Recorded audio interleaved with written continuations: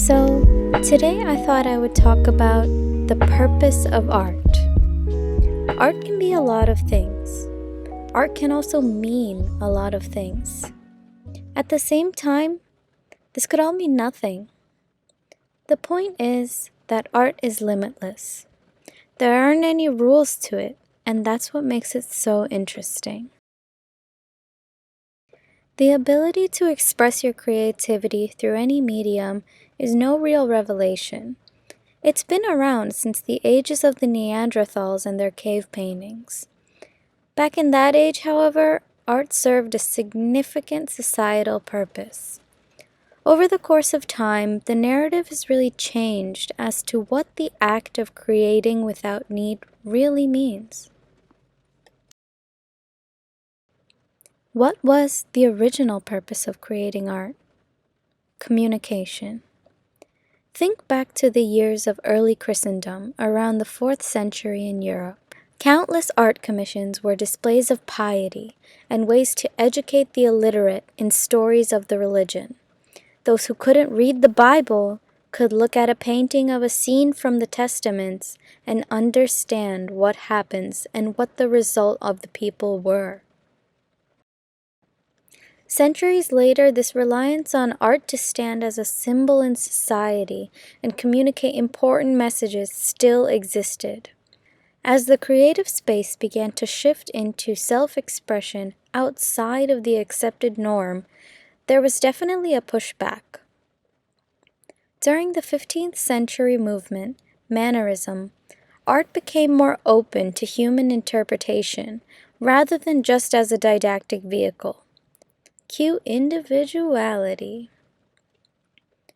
Towards the end of the 18th century, the arts played a large role in setting examples for societal constructs and behavior.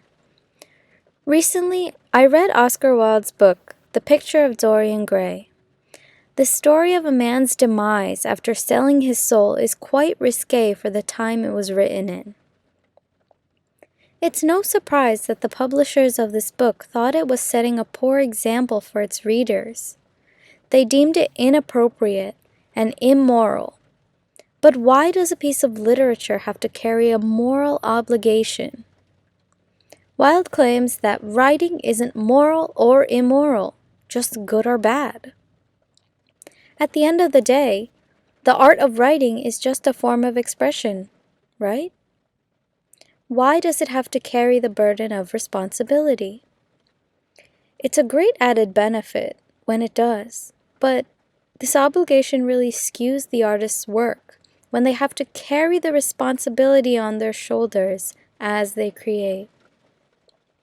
Why stifle creativity that doesn't fit the societal ideals? Art can be whatever you want it to be. This raises the question as to whether or not art, in all of its forms, from visual to literature, really has to carry the responsibility of educating the masses. Do we have to make art for the sole purpose of teaching a lesson? The short answer is no. The current purpose of art is hard to define, but what's important to note is that from the 19th century to now, there's a newfound understanding and appreciation for the process of creation. This process is actually incredibly intimate between the artist and their work. A large portion of artists create for the sole purpose of the experience.